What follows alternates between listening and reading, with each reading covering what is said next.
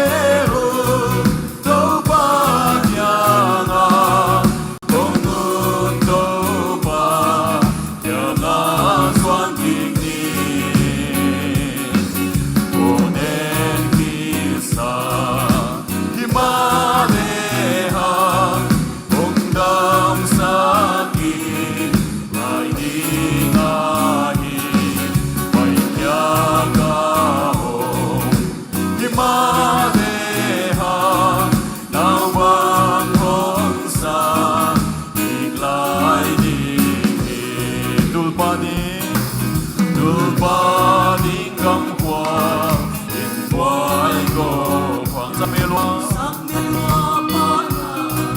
Bein mo agoptahan Tong patunga Tungdang nahatahin Tunglang iswale Lualogang sa intamlay Bombay veo Do patyanga Bungun do pa Yanga swangini